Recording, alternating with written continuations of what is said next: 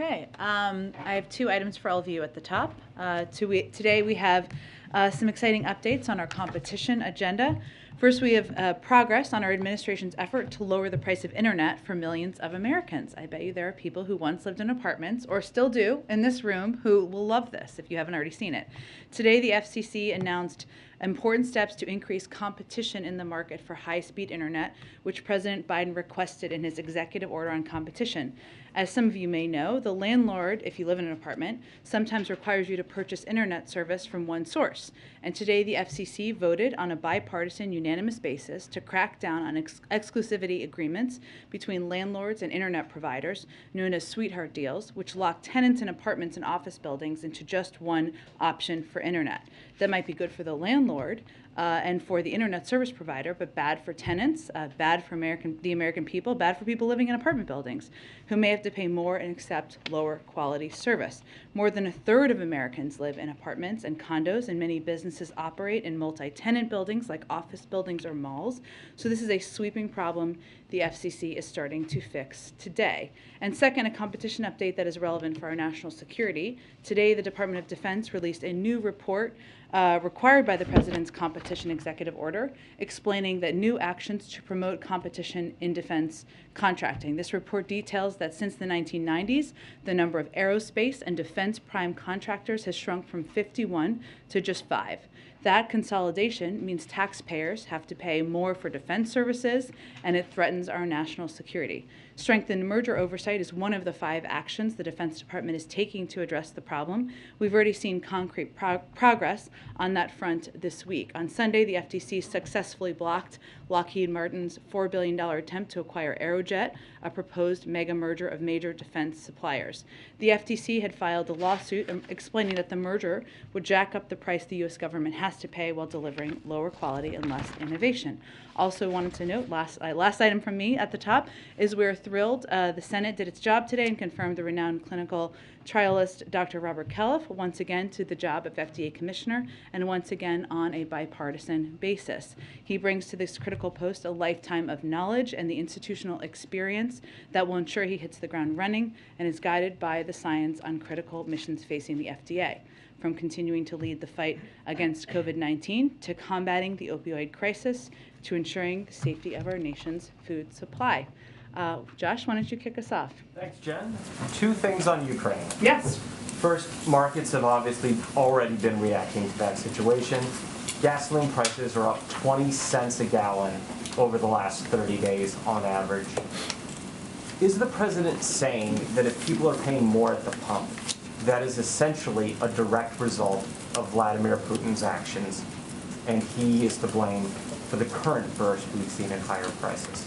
Well, the president wasn't making a market assessment or how the market moves. What he was conveying very, very clearly to the American public is that if Russia were to invade and we were to put in place crippling sanctions, that would have consequences or an impact here at home. So I know that wasn't exactly how you were asking the question, but that was what he was conveying in his answer. In terms of the price of gasoline, what we've seen is we know back in December, it went down by about 10 cents thanks to tapping the Strategic Petroleum Reserve, something where there are still releases that have been ongoing. The president also made clear in his remarks that he is open to all options are on the table to help bring down the price of gasoline. But he wasn't making a market assessment. He was just making clear to the public that if Russia invades and we put in place crippling sanctions, that would have an impact on the public. And then secondly, on Ukraine, the president talked about diplomatic efforts. Yeah. Could you go into more detail on what those diplomatic efforts could be? Is this going to be more U.S. interaction? Could there be a face-to-face meeting with Putin? And then how would you define success under diplomacy? Is it as simple as no invasion, or are there broader goals you're looking for, given that everything is now on the table, or more things are on the table? Sure. Well, on the first part, you may have seen or not that our Secretary of State spoke with Foreign Minister Lavrov earlier today. The President spoke with President Macron earlier today as well. I think the readout just went out to all of you, or it should be in your inboxes as well. And what he means by ongoing diplomacy is that it will continue at the pace an urgency that you have seen from him over the last several weeks and from his team. And some of it will come from the president, some will come from high-level members of his national security team, and some of it will come from our European partners or NATO allies, who we remain in very close contact with. In terms of engagement with President Putin, as you know, he spoke with him on Saturday, and he believes in the power of leader-to-leader diplomacy, but I don't have a prediction of a next engagement at this point in time. And what about how do you define success? Sorry, I didn't get to that last part of your question. We define success is, I think, how a lot of our European partners and NATO allies would define it, which would be a de-escalation, a proven de-escalation at the border of Ukraine, where the Russians are pulling back their troops, where they are making clear to the global community, to the media, to the public, that they are not invading Ukraine and backing that up with actions. Go ahead. I think, Jen, following up on this energy question, in terms of the impact on our energy, which the President mentioned, and then the consequences here at home, what should Americans be prepared for? Worst case scenario, what should they expect if this happens? Well, I think what the president was touching on was the fact that if Russia decides to invade, there could be consequences here at home, and that could have an impact on energy prices, which could have an impact on prices at the gas pump. And while we are taking active steps to alleviate the pressure on our own energy markets, and every option is on the table to offset rising prices. As you saw the president act last fall, range of options remain on the table. He also wanted to be very clear and direct with the American people about what the impact could be, and the fact that in his view, defending democracy and liberty is never without cost, but we need to convey to the American people exactly what that could look like. One more on Russia. If President Putin decides not to invade, does President Biden consider that a victory?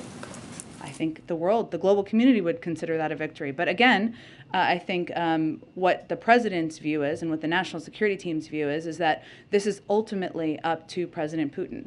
And every step we've taken up to date over the last weeks and even months to coordinate with our NATO allies, to stay in close touch with leaders in Congress and members about what our plans are, to put together a crippling sanctions package. What we are doing is we're presenting the choice to President Putin. He ultimately is going to decide which path he chooses. Go ahead.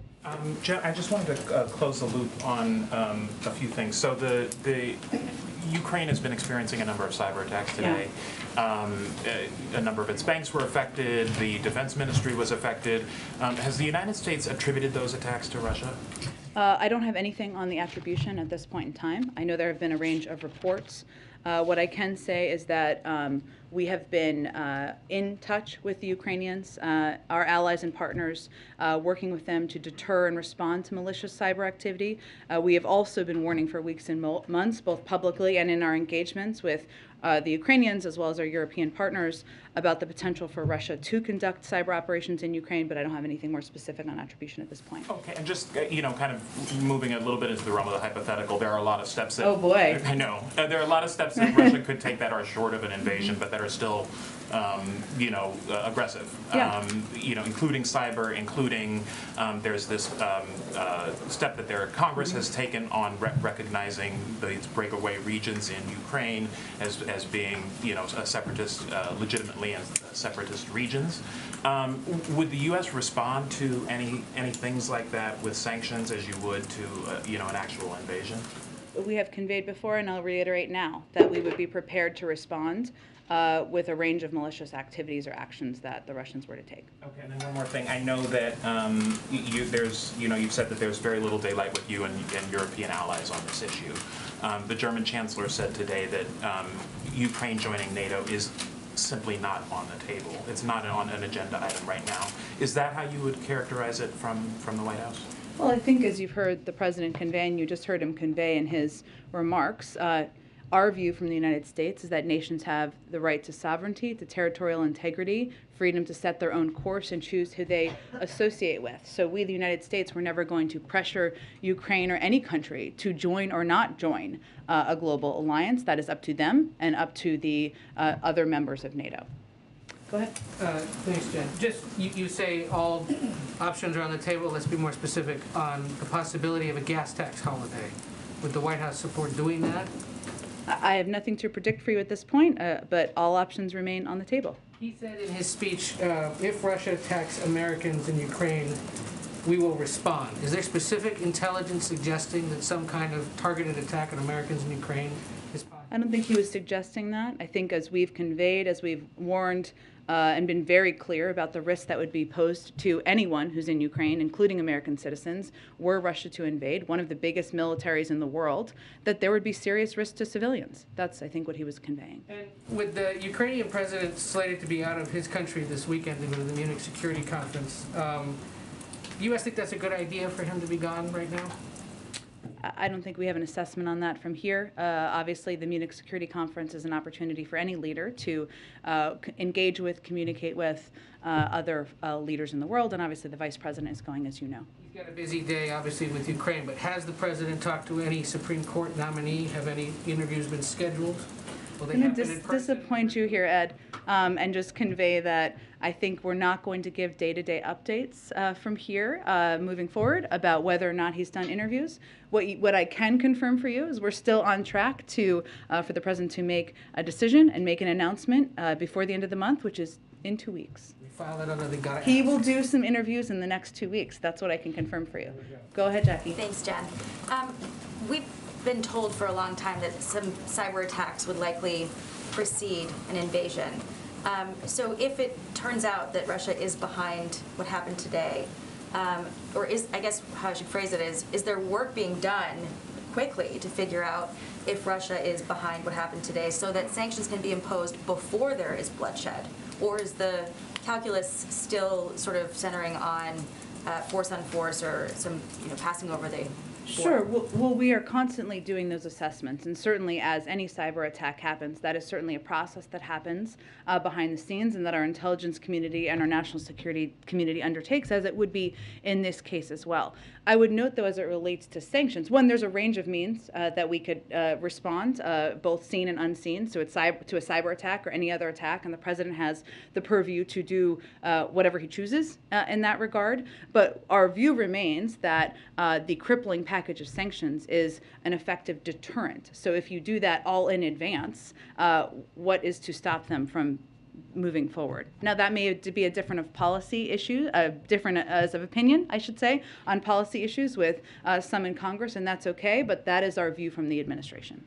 And then this may or may not be related at all, but is there any information on what caused the power outage on the North Lawn? I mean, every TV network lost power at the same time during It was a very inconvenient time, I will just note for all of you and for us. I don't have any assessment of that, no, or yes. And Go then ahead. does the White House view Ukraine giving up on NATO aspirations as a possible off-ramp? Understand that the president has said, the administration has said over and over that NATO members would not encourage or would not give up that ability for someone else to join. But they do have a long way to go, and now that there's all of this concern that if there was a member, if they did become members, it could potentially trigger Article 5. Is there any discussion among NATO allies about how significant it would be if Zelensky were to make that offer himself? Well, we have not raised that from the United States. And again, I would reiterate what I said a little bit earlier, which is that our position is that we are not going to pressure Ukraine or any country to join or not join an alliance, that it is nations have the right to sovereignty and territorial integrity, and that's a choice for them to make. Why is the administration encouraging Americans who are evacuating or fleeing through Poland to bring proof of COVID-19 vaccination? As I understand it, Poland does not require that. So is there going to be a shift in messaging for Americans who are trying to get out through Poland?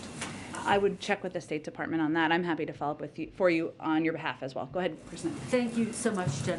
I want to circle back to the idea of what de-escalation would look like and how the administration would trust that it were actually real. Do you have a sense of how many troops you would need to actually see with your own eyes through satellite images or otherwise would need to withdraw in order for this administration to feel as though Putin were in fact de-escalating? Well, I think, Kristen, that is a decision that we would make in partnership with our NATO allies, right, and European countries. And you look at everything from satellite imagery, something that many of you have access to validation and verification of what they're saying they would do. So I'm not going to be in a position, nor would I expect the Defense Department would be, to give you a troop number. But I think it would be very clear if that were a step they were taking. And I think there have been a lot of mixed messages publicly coming out today. Among them, the NATO Secretary General said that there is cause for cautious optimism when it comes to some of these talks that are happening behind the scenes. Does the administration, does the president share that cautious optimism? Because we heard from the president very firm language. Well, the president also conveyed it would be positive if it was verified that they pulled back their troops. And certainly the openness to diplomacy is something that everybody should support, and I think our NATO allies would support as well. At the same time, we've seen this playbook before, and especially given the history of President Putin and the Russians, their history of false flag operations, of misinformation, we need to verify. So, and I guess that's my question. Does the administration share the NATO Secretary General's cautious optimism? I don't think we need to put in more words than what the president just conveyed in a speech to the country. GOP senators have unveiled a sanctions bill. Have you assessed whether or not this is something the administration wants to see some movement on? Is this something that you would potentially support, given that the bipartisan talks stalled?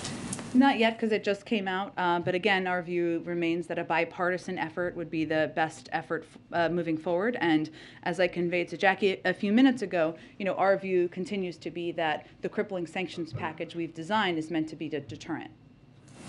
Go ahead, Ken. Jen, the Senate's working on this stopgap funding bill. The deadline is Friday. What's the level of confidence that the president will be able to sign that extension by Friday?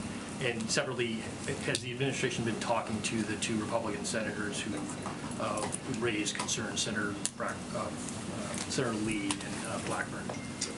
We are engaged with a range of Democrats and Republicans, and certainly we are hopeful that we will be able to sign this. I would note, though, that I believe, and correct me if I'm wrong here, that one of Senator Blackburn's primary concerns is about a relation to the funding of crack pipes. Is this correct?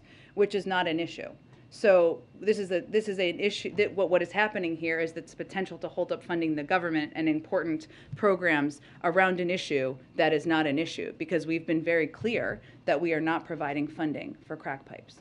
And then the Senate Banking Committee had planned to vote on your Fed nominees today. Yeah.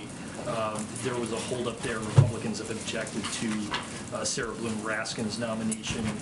What does the administration think of this delay? And is the administration going to provide any additional details to Senator Toomey, some of the issues that he's raised?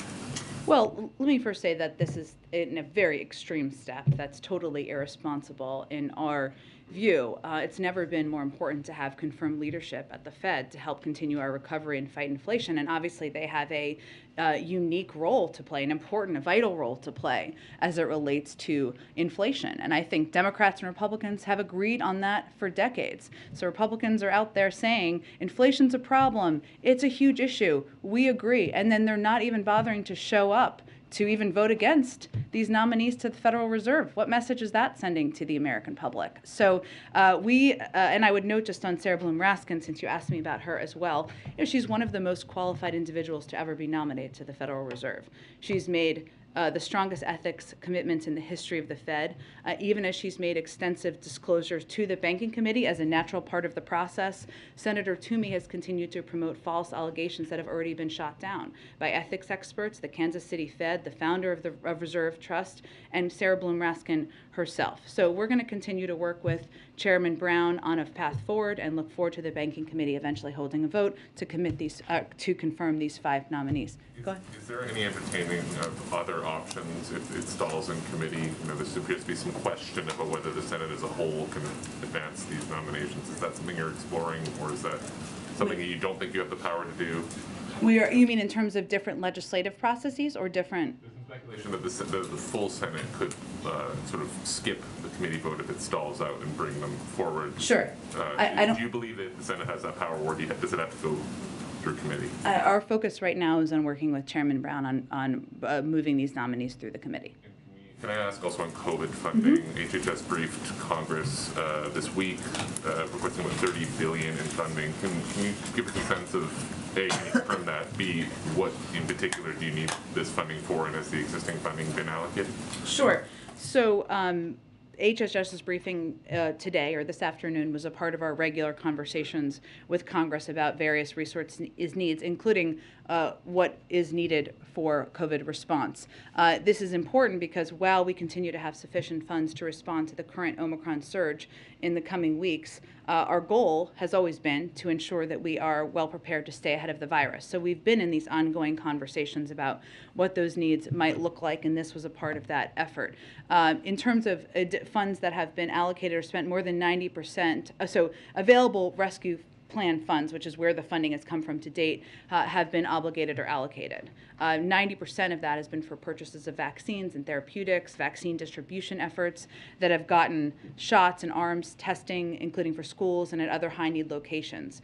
Resources from the rescue plan and prior COVID response bills have enabled us to respond forcefully to the Delta and Omicron surges. And what we're trying to do now is stay ahead and stay in contact with Congress about what those needs might look like. Secretary Blinken said yesterday that the U.S. is not on pace right now to meet the president's goal, the WHO goal of vaccinating 70% of the world by later this year. Is any of this funding aimed at jumpstarting global vaccination efforts? And can you talk a little bit about why you're not on pace? Is it, for instance, a supply problem, or is it a problem with what Secretary Blinken called last mile type stuff, getting shots and arms, to borrow language of the college?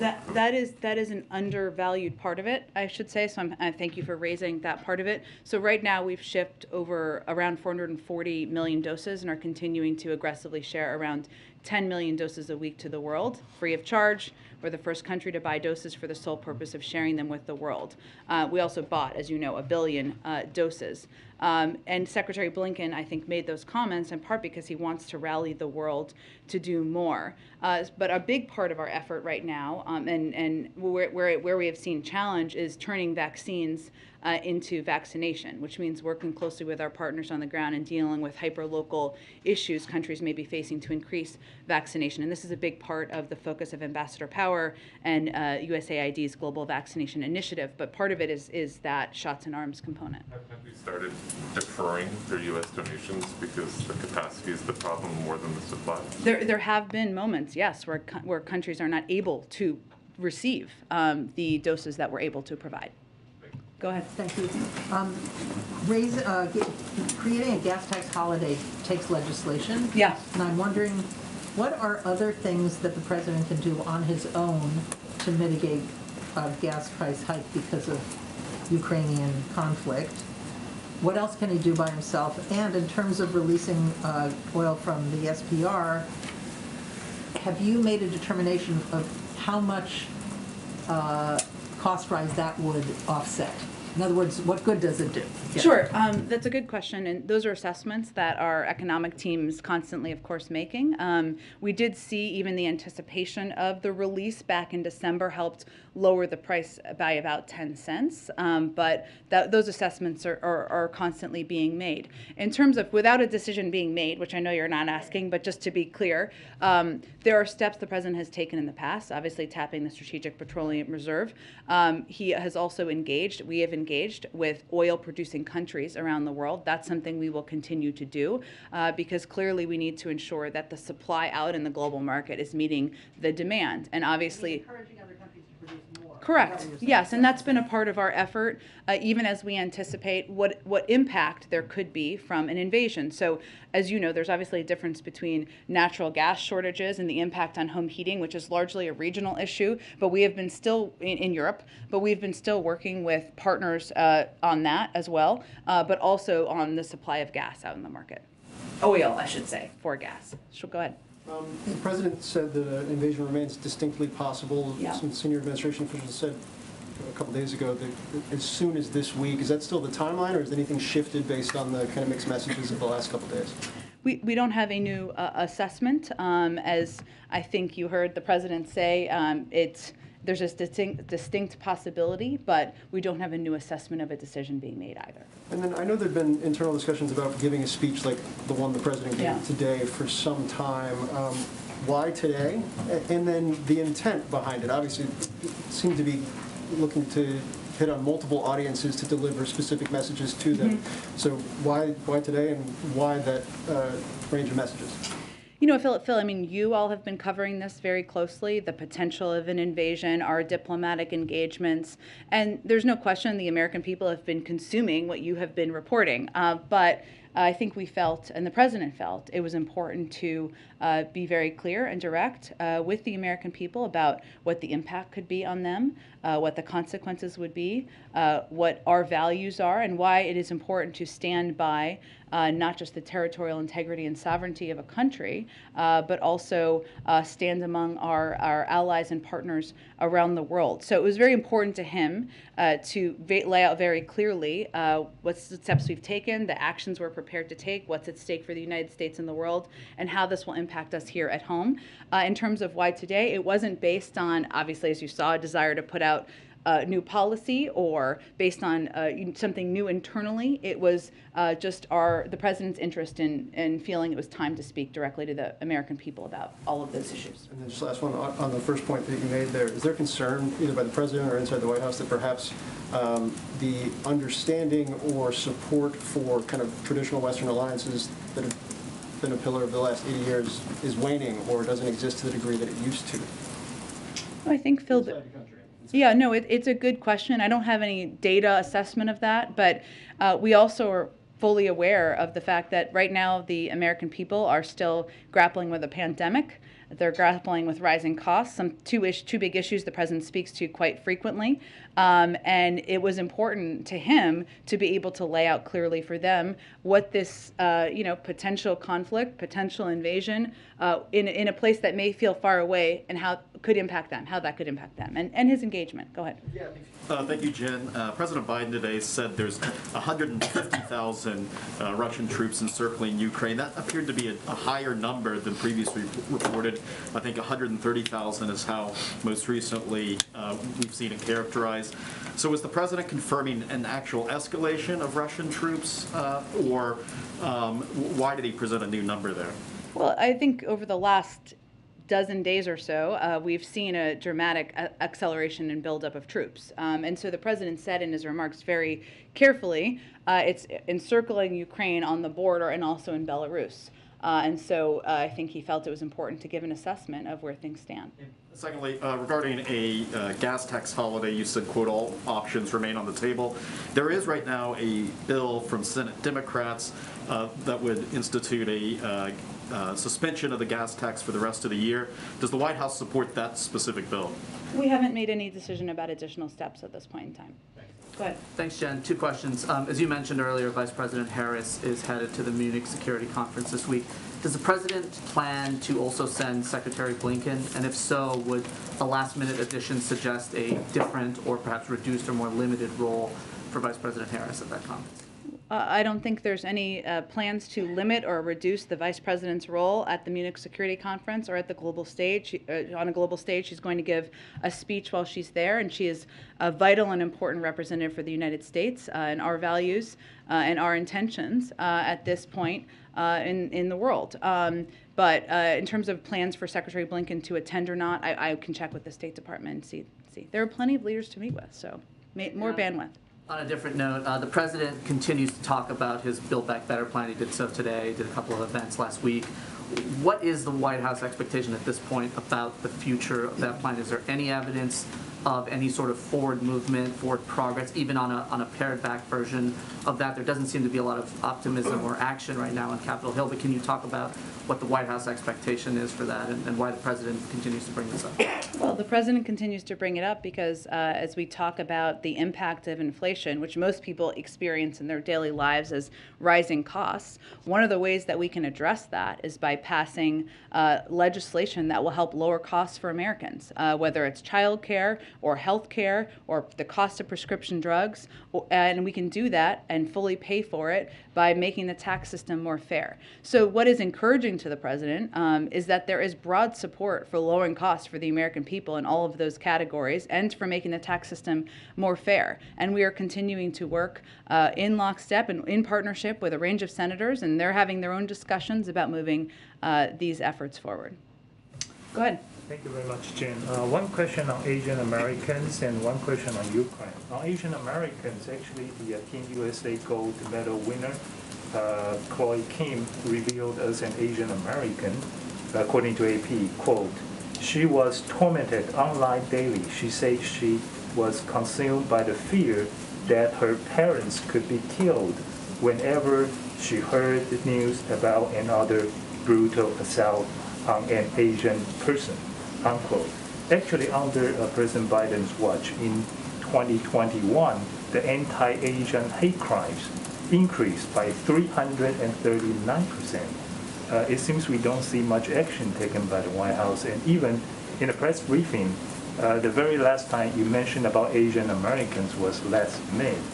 So will the president take some action or even just record a video like what he did last year to raise the awareness? Well, let me say first that Chloe Kim, I'm obsessed with the Olympics, so I'm just going to give you a little biography here, but she's 21 years old, and she made those comments, which is incredibly courageous and brave that she spoke out about the fear she had, the fear she has for her family members. And she's not the only Asian American to do that, but she is somebody who is now a double gold medalist, amazing. And so I just want to take a moment to applaud her for her courage in doing that. I will say that the president has put in place a task force. He has hired a senior level staffer to be a representative and be someone who can speak to these threats and these concerns and these fears felt by the Asian American community, because there's a number of steps we need to take and continue to take to address. And we've seen this rise, unfortunately, because of hate-filled rhetoric and language around the origins of the pandemic. And that is something that Asian Americans across the country have been feeling. So I can just reiterate for you that the president is absolutely committed to continuing to speak out, to crack down, to take steps, and again would thank Chloe Kim for her courage. Go ahead, Anna. Ukraine. I just have to keep going because we got to... On Ukraine, Jen, President Biden said that we should give diplomacy every chance to succeed. Secretary Blinken, after his call with Foreign Minister Lavrov, said that a window remains open to resolve this peacefully. On the timeline, how long does the president think that window should stay open if there's no invasion but also no pullback of Russian troops? Well, what's the alternative if we don't leave the window to diplomacy open? Right? I mean, you know, our objective, obviously, as you heard the president say today, there is no threat the United States is posing to Russia, to the Russian people. There's no threat that Ukraine is posing to Russia. What we're working to do here is leave a forum for de-escalation and prevent a war. And so to us, the door to diplomacy should always be open, and we should always look for opportunities to de-escalate. Concerned this turns into like a frozen conflict, basically, where troops just stay on the border and there's no invasion but also no pullback? Well, again, there's going to have to be a continued dialogue and discussion, but Russia not invading Ukraine and not risking and impacting the lives of many, many people in that country, including potentially American citizens, would certainly be a step we would welcome. What Americans should prepare for, you mentioned the threat of cyber attacks. The president mentioned that as well. And we know Homeland Security has previously mentioned they've seen an uptick in scanning on U.S. critical infrastructure and so on. Should Americans be prepared for a potential Russian cyber attack on critical U.S. infrastructure or other networks? Well, I would say even before we've been discussing the buildup of troops at the border, and even before we've been discussing the bellicose rhetoric, we have seen an uptick in cyber activity by malicious actors around the world, either those living in countries or the countries themselves. And so that is something, I don't have any new threat or new warning to pose today, but that is something we have certainly been amping and increasing our focus on as a threat that's emerging, but has been the case for the last several years. Can you take a question on Africa? Yeah, 1 second, go ahead, and then I'll go to you. Jen, just this hour, lawmakers put out a bipartisan statement warning President Putin. I know you've said from the podium that the White House doesn't need Congress to pass a sanctions package to implement your own sanctions package, but wouldn't it have sent a stronger message if there had been an agreement reached? What message do you think it sends to Putin that all we got out of Congress was a statement? I think President Putin knows very clearly, because he's heard it directly from President Biden's mouth, that if he invades Ukraine, that there will be crippling sanctions, and we don't need Congress to act in order to do that. And when will the president make a decision on any new energy policies to impact prices at the pump? Because even without an invasion, prices have risen beyond where they were before the emergency reserve release back in November. You're right, and the president is very focused on making sure we're doing everything we can to lower the cost for Americans in any way it hits them, whether it's prices at the pump or when you go buy a pound of meat or wherever it may be. So we're continuing to assess, and he's continuing to look at options. I don't have a prediction of any decision, though. Go ahead. I'll go to you after, Simon. Go ahead. Switching topics entirely, the Sure. president is headed later this week to Ohio. He said that he'd like to be out in communities with people more frequently. How often would he like to be out there per week? What do you guys ramp Every up day? to? Well, but when he says that, what is your anticipation? Is he looking to travel 2-3 days a week? And when would we expect that to ramp up? You know, I think you can expect that to increase around the State of the Union and after. I think we are constrained by a couple of things, including the CR funding, but also the fact that there is a whole lot going on in the world. Even though he can be president anywhere, he also has a responsibility to sometimes be in the White House, or oftentimes be in the White House. But he's looking forward to getting out there more in the coming weeks. Does he have anywhere specific that he hasn't been yet, or places that he hasn't been that he feels frequently enough that he'd really like to get back to? Good question. I would venture to guess that he has probably been nearly everywhere, given he ran for president a couple times and vice president. As president, I don't have any prediction of states or readout of states that he's looking forward to going to, but I'm sure he is looking forward to traveling around the country, blue states, red states, across the gamut. Go ahead. Okay, Simon, I'll go to you. Go ahead, Simon. Okay, thank you. It's been 3 months, so if you can allow me to ask 2 questions. The president spoke with Prime Minister Abiy Ahmed of Ethiopia on January 10th. It's been almost a month now, more than a month since that call took place. And the WHO yesterday released a statement saying that they still don't have access to the Tigray region for humanitarian access because the government is not allowing them to have fuel. So is the president still interested in anything else apart from Ukraine? Of course he is. The president has to be a global leader in the world, and he is responsible for not just what's happening around the world, but also what's happening domestically. Let me give you an update or a comment from here. We're hopeful that recent steps taken by the government of Ethiopia and other actors might open a path to resolving the conflict. Over the last month, the Prime Minister has taken steps to promote dialogue, release political prisoners, and enable expanded delivery of medical supplies in the Tigray region. We continue to have serious concerns about the humanitarian situation in Ethiopia, and we are focused on working with all parties to end the source of the suffering, the military conflict. Go ahead, Karen. President Zelensky tomorrow is calling for a day of unity, a national holiday tomorrow in Ukraine. His message for the last couple of days, if not longer, has been don't panic to Ukrainians. Does the administration have concerns that Zelensky and Ukrainian leaders have not adequately prepared the Ukrainian people for a Russian invasion?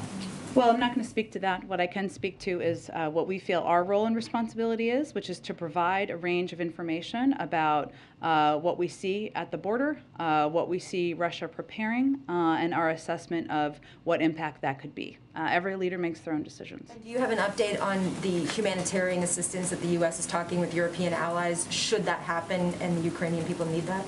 Sure. I know Secretary Blinken made an announcement, I believe it was yesterday, about additional assistance. Let me just see if I have any more details on it in here, and if not, I will get that to you shortly after the briefing. Karen, let me just see. Let's see here. Let me get you, I can get you, let's see, so we just announced, a sovereign loan guarantee to Ukraine of up to $1 billion to bolster Ukraine's economy amidst pressure resulting from Russia's military buildup. This builds on the $3 billion in sovereign loan guarantees we issued to Ukraine between 2014 and 2016. We've also committed more security assistance to Ukraine in the last year than at any point in history, $650 million. And we also announced we're launching a new partnership fund for a resilient Ukraine with our with our allies and partners to continue to expand on that.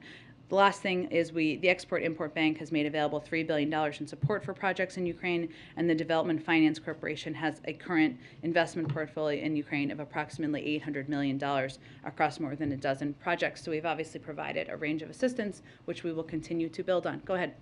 Jen, will Vice President Harris be meeting with President Zelensky when she's in Munich?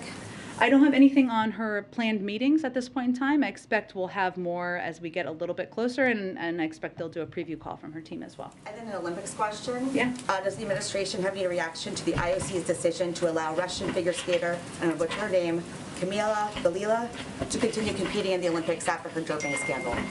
Well, I would point you to the statement made by the U.S. Olympic and Paralympic Committee, who opposed the decision made in Beijing, saying it, quote, appears to be another chapter in the systemic and pervasive disregard for clean sport by Russia. But these were independent decisions made by the U.S. Anti-Doping Agency and Court of Arbitration for Sport. We don't have any additional comment from here. I would point you again to the U.S. Olympic Committee. Go ahead. Yeah, so the U.S. Energy Information Administration shows data that Russian oil being imported in the U.S. has been increasing over the past year. In May of 2021, it was the most on record. Now, the president said he wants to use all tools to keep gas prices down. Is he looking at temporary things to keep gas prices down should there be a Russian invasion? Or is there any consideration to reversing some of the policies and going back to increasing U.S. energy independence? I don't have anything to detail for you, in terms of what he is considering, but our overarching objective is to decrease the impact on American consumers and increase the impact on Russian leaders. Well, you talked about the boycott on the Republicans of the Fed nominees. Does the White House support allowing 4 of the 5 nominees to go through and then dealing with Sarah Bloom Raskin later? Again, we are working with Chairman Brown to move all 5 nominees forward. Go ahead, right there. Go ahead, yeah. Thanks, Jen. Do you have any update on maybe steps the White House is taking in the event that the trucker protesting in Canada heads to the U.S. and also especially to D.C. around the time of the State of the Union? Well, our Department of Homeland Security team has been assessing, and I gave an update last week that they also increased support, federal support around the Super Bowl. When there were those reports, I would note the Super Bowl did move forward, and there was no halting of that. So that is a positive development as well. But we are constantly assessing any impacts or any security impacts, but I don't have anything to preview for you. Go ahead. Thanks, Jen. I wanted to ask, back to the Supreme Court, the President received a report with recommendations on how to reform the Supreme Court late last year. Has he at all reviewed the report yet and taken a position on it? It wasn't, I would just remind everyone, it wasn't recommendations. It was a broad assessment from across the gambit of scholars from all ends of the political spectrum who were looking at a range of historic issues as it relates to the court. The president has been reviewing that, but I don't have anything to read out for you on that front. The other thing I wanted to ask you was about voting rights. The president signed this expansive executive order a year ago on voting. I believe Susan Rice put out an update on it in September or October. Could you provide an update on what agencies are doing? We're going to start beginning seeing elections as soon as next month. I believe that's in Texas, but other states are going to start to have them. Yes, I do have a lot on this, not in front of me. So in terms of what agencies are working on or what they've been working on and what they've basically been doing, so you have more detail in this than maybe others do, but all of the agencies were tasked with putting together their own plans to expand voting access, and they've been working on those plans. They're all at different points in the review process and how it will be implemented. But if you look at past examples where I think it was back in the 90s, where if you went to the DMV to renew your driver's license, they would offer you the opportunity to register to vote, stuff like that. But let me see if we can get you something and anyone else who's interested after the briefing. Okay, we'll do one more and then we'll wrap it up. Go ahead. Thank you so much. One on China and one on Afghanistan. First of all, China's foreign ministry has been really critical of U.S. rhetoric on the Russia-Ukraine crisis, calling it hyping up the possibility of warfare, saying the U.S. is clamoring for bloc confrontation. What does the White House make of this rhetoric? Are you going to take any action against it, either through talk or other means? And what do you make of this closeness between Moscow and Beijing? Well, I would say that the meeting that they had a couple of weeks ago reflects an approach both countries have already taken for some time, which is to move closer together. We know, and we've said before, but China's not in a position to compensate Russia for their economic losses, and we have tools to deploy if we see foreign companies, including those in China, trying to backfill sanctions. You know, I would say our overarching view, though, is that if Russia chooses to move forward, it will cost China and how it's viewed in the eyes of Europe and the world. And that's something for them to assess. We are trying to prevent a war here. That is why we are putting information out and why we are engaging with the global community. How do you respond to Afghans who are critical of the executive order that proposes to split the frozen Afghan money? They say that, you know, they weren't involved in the 9/11 attacks, so why are they getting less of these funds that they're entitled to? Well, I would say that first, let me start with the fact that this is one step in the process. No funds can be transferred until the courts make a ruling.